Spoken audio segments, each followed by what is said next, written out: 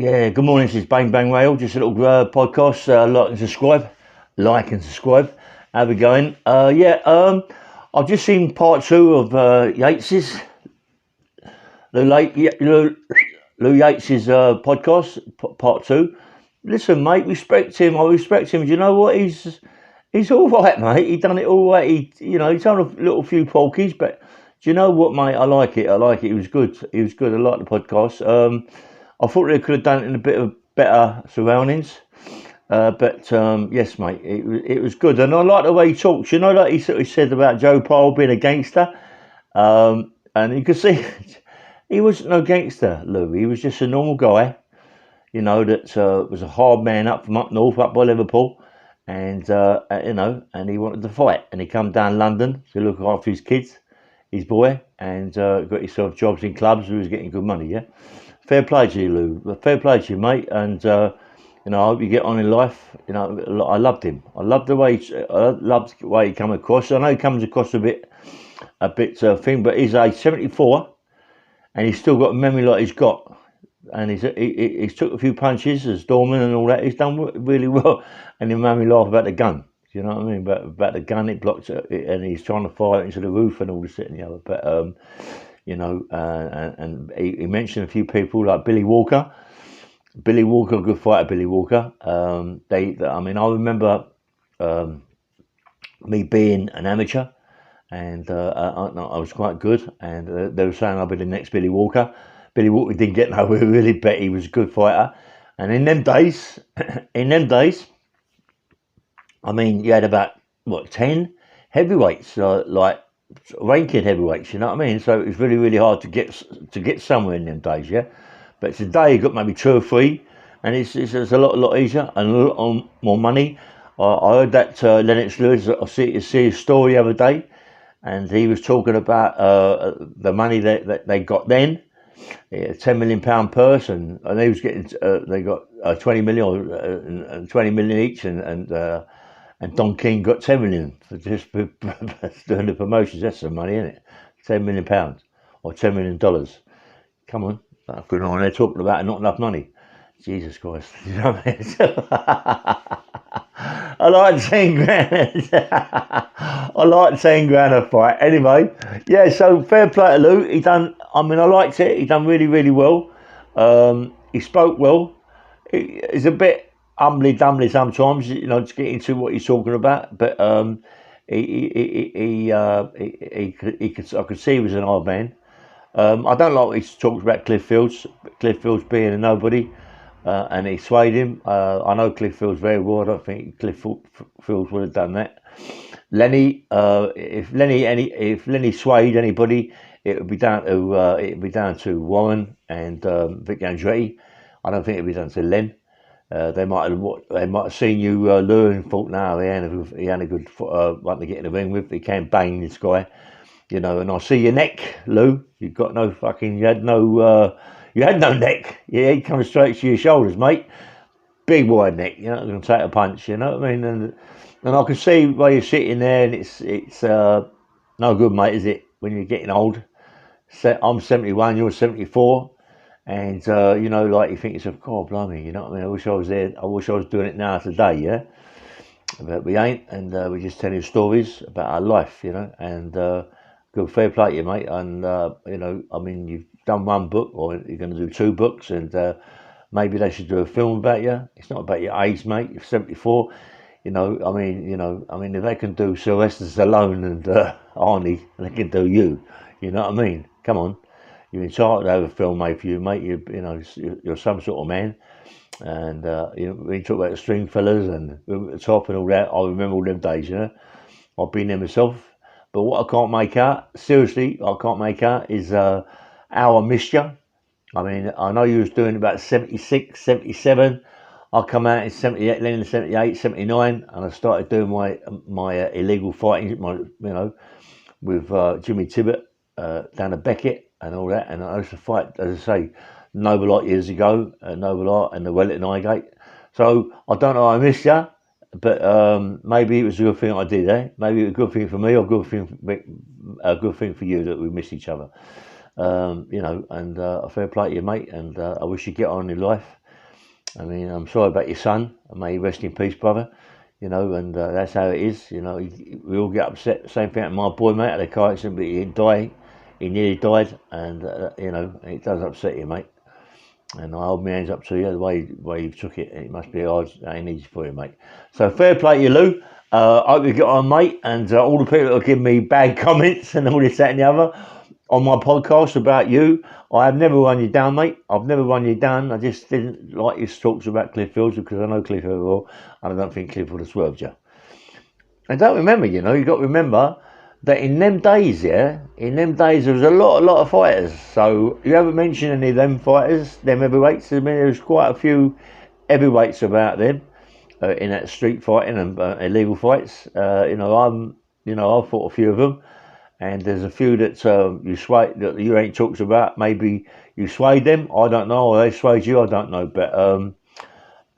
What I'm going to do later on, I'm going to get all the right names down that I remember. I mean, come on, Colombo. Everybody knows the Colombo. And there's a few people, Steve, like his name is Steve Richards. There's a few people that are like heavyweights and all that sort of thing. Look, his fight, that was Lloyd Waltham, that he was a good fighter. He was good. I don't know if he fought him, Lou. I don't know if he fought anybody like that. You know, Red Drops. I mean, there's another fighter, but there's quite a few. There was quite a few heavyweights about in my time, you know, and you know, I don't, you know, I missed a lot. I fought a lot of doormen. I never come to fight you, mate, did I? You know what I mean? We never fought. I didn't even know. I've never really heard of you, Lou. Be truthful, mate. You've never really heard of me. But it doesn't mean to say that we're nobodies. You know what I mean, mate? And I'm doing a podcast soon. You might know him, Kevin Paddock and Sid Paddock. It might, you know, I don't know if they was in your, not in your era. There was like, there was like what are they now, 64, you're 74, so 10 years difference. But you might have heard of them as in the pro rankings, yeah. But you know, I hold my hands up to you. And we was just talking on the phone yesterday, me and my pals. You know, you forget things, but when I watched part one of Lou's and I was talking about a certain thing, I go, fuck me, don't you remember when you was at the Burton's? There's a club called Burton's at Uxbridge, yeah? Burton's, you know, the Taylors, there used to be a club called, it's called Burton's. And I remember they going one time and seeing some good play. I think Stevie Wonder was there, I'm not quite sure. And we're Acton, and they're Uxbridge, all around there, all that area, and went up there. And fuck me, mate, we went up there four-handed, and let me tell you something, you know what I mean, I can have a right fight. I can have a right fight, but we nearly come unstuck. We nearly come right unstuck that night, you know what I mean? A few people in the club got a bit leery with us, and as it happens, in them days there wasn't many black guys about, you know, or light-skinned guys about. I don't know what it was. Obviously, you know, it's a lot different in them days. You talk about the 60s, and yeah. You know, I had a fight there, mate. Listen to me, let me tell you. So I knocked about, I'm not joking, I knocked about 5 guys out, yeah, seriously. And it wasn't like ping, ping, ping, ping, ping, ping, ping, like Lou done. It was that sort of thing. It was like pinging one, you know what I mean? We walked over to the other one, pinged him. And, you know, like, and it's the same. We had we won out the club, and there was bouncers on the door, and I pinged this bouncer in his friend to get out. Boom! I pinged him, and he just shook his head like a fake fuck, and I'm gone. I was gone. But yeah, we had a right bad time in Uxbridge, the Burton's Uxbridge, and yeah, it was good. It was the greatest of our life, you know what I mean? But yeah, it's the same. It's the same when I was in the big clubs like Pal Joey Fidenz's, Bootleggers, and all them sort of club, Browns and all them sort of clubs, and I was with Mickey, and I used to look after Mickey, but I was after quite a few people, and I used to see people take the piss out of Mickey, not take the piss, because he was a good looking guy, and he could get any bird, and they didn't like it, you know, you could see him fucking growling. And as soon as he walks in the toilet, I followed them. I didn't even say nothing to him. I never used to talk. Yeah, boom! Hit him on the chin. I swear to God, I'll never ever Anybody in the chin, like in clubs and all that, they ain't gone over, mate. I do knock them out. I could not bang, like really bang hard. I like Lulu's the same. I liked the way he talks. He used to bang and bump, and they used to go. And and I was exactly the same. And as I say, I used to see him get a bit levy around Mickey, and I used to bide my time. And as soon as he walked in the toilet, mate, they was in trouble. I didn't say nothing to him. I just bang, come out from behind or whatever. Who gives a fuck? I'll just bang him. You know what I mean? I just hit him so hard, mate. I just hit the recess or wherever they're going to go. As they're putting the aftershave on, because you always get aftershave in these clubs, don't you? There's some of the old boy sitting there with the aftershave, give him a few bob, and he put aftershave. You're like, it doesn't matter if they're putting the aftershave on, boom, and I'll do them, yeah? No matter what club, honestly, I've seen me and Mickey. I love them. I love them all. Ray Sullivan and all that lot. I love them all. Yeah. And anytime there's any trouble with them, I was there. I was 100% there behind them. I didn't muck about. I just used to bang them. You know what I mean? Because what's the point? I'm not trying to make love to them. I don't want to talk to them for. I don't want to talk to them. They're not my fucking friends. I just want to bang them, Look, don't me, mate. I don't have none of that shit. I just give it them, you know what I mean? Just give it them. Yeah, and and that's how it was. And it's the same as Lou Yates, and I just like the way he talks. I like the way he talks and all this, and it gets himself in a bit of a state. But yeah, he's you can see the pictures of him. He had a big fucking neck, and I can imagine that he can bang. And I don't believe it about Roy and all this that, but I mean I've sparred with Roy and all that, and I know Roy can bang. Roy can bang. Lenny was the same. Lenny could bang. Anybody, any heavyweights can bang. If you get it on the chin, at the wrong time and the wrong angle, you're going to go. It don't matter. Some people get. You don't see it coming as such. You're gonna get knocked out or go on the floor or whatever. And then stick the boot in. No, none of that shit. No boots stuck in, mate. I don't hold into that kicking people in the head and all that game. That's not into that. Not into that set. Only them fucking Indians that like that young kid. When I was when I got to a bit about it when I was in the scrubs, which you all know the story. But obviously, it's going to be said again in the book. I mean, I don't know. I mean, a lot of people say, look, I haven't seen no pictures of you and all this that now, but there is a thing on YouTube. If you press the button, press the things about you see Cliff Fields and me when I was going to fight Len and all that game. You see the poster. If you click that, you'll see it goes down, down, and down, and you'll see a few pictures of me. Yeah, when I was young. There's one there when I was young, holding my son. I think I was about 22 stone. And see that, mate. That was a powerhouse, mate. That was a powerhouse. I was a bit powerful in them days, mate. I was with my other mates, Mickey and the other lot. And believe me, mate, I was a powerhouse, yeah. I was a powerhouse. No fucking really fucked about with me, mate, or my firm. Not my firm, but anyway. As I said, I loved fighting. I used to, I used to do it as a living, obviously. So, you know what I mean? I must have loved it to do it as a living. So I keep putting the t-shirt down, but I haven't got it tucked in. It keeps going up.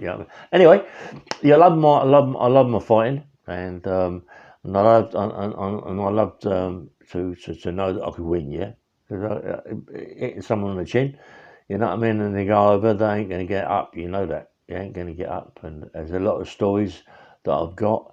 There's people that I've been with, my pals, that we've gone to have fights and all that, and I'm the one that usually pings and pongs, yeah, and easy go. As I said, I'm going to see Kevin Paddock this week. I've got to phone him up later today, to see what time or what day I'm meeting him. He's busy. He's doing a bit of cab work, Shouldn't have said that. Maybe he's getting anyway. I'm meeting him, and we should have a good talk. Me and Kevin, good fighter.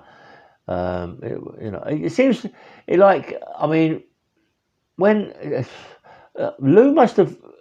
I mean, I can't imagine. I really, really can't imagine Cliff. I mean, I talk about Cliff, I know, but me and Cliff go back a long way, you know what I mean? And I can't ever imagine Cliff being frightened of a man. You know, he was a man's man, and Lou Yates has got him mistaken about Cliff. Didn't want to know and put his nut down. That ain't Cliff, mate. That ain't Cliff Fields. You know,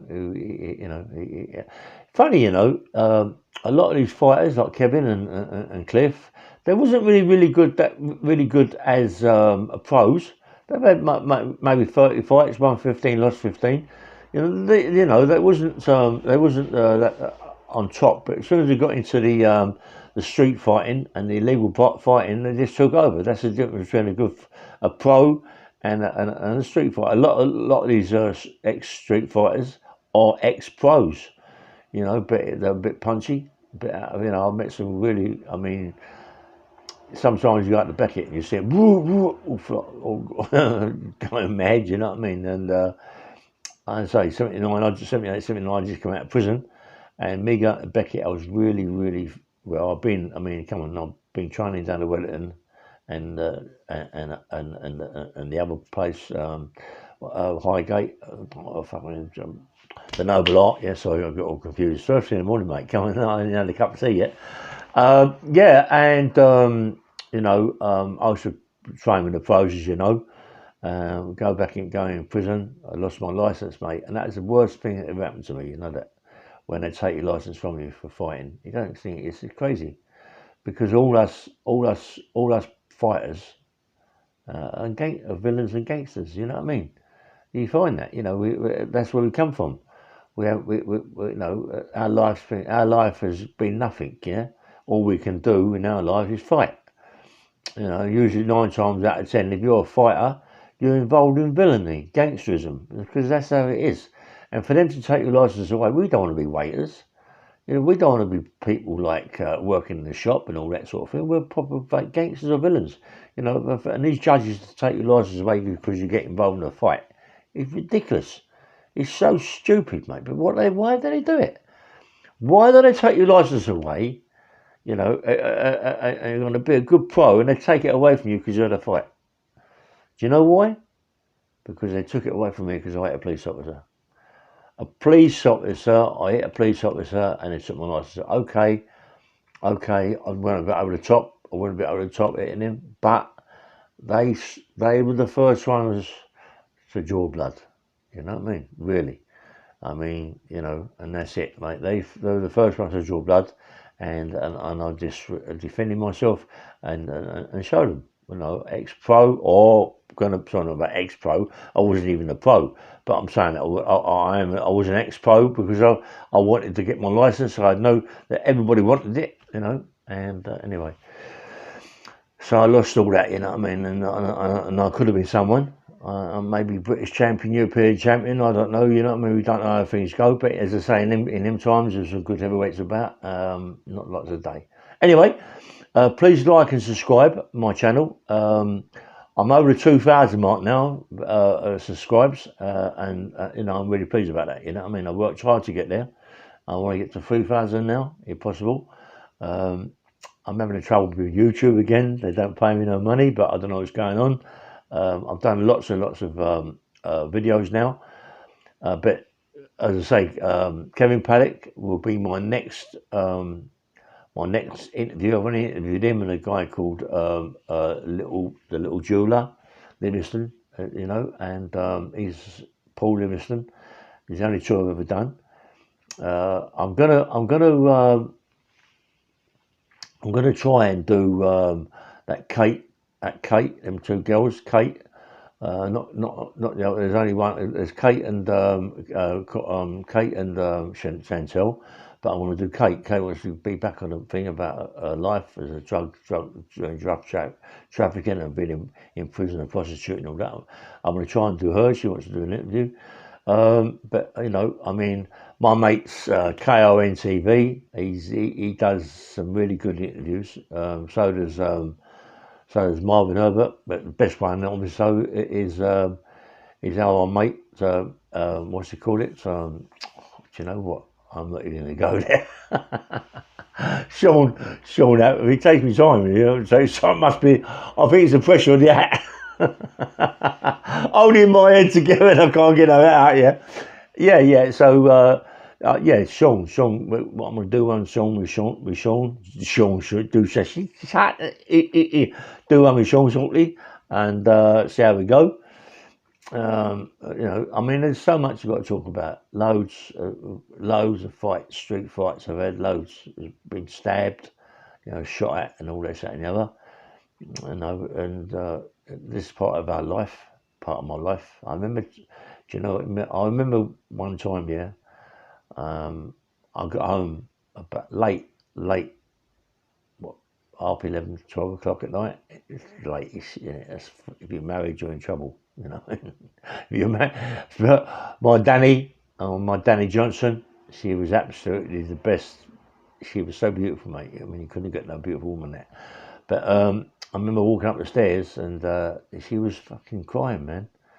And she hadn't seen me come up and nothing like that. And I opened the patio doors and she just stood up and fainted on the floor, you know what I mean? And fucking, I couldn't believe it. And I think she was carrying my son at the time, Sonny. I'm like, oh, what? I couldn't believe it. And fucking hell, she thought she'd been told that I'd been shot and I was dead. And, you know, that's how it was. I've been shot about 5 or 6 times. I've been dead about fuck knows how many times. So, please God, 9 lives, isn't it? Is it 9 lives of cat's lives? Maybe I've been shot 8, this is the last one. Maybe, I don't know.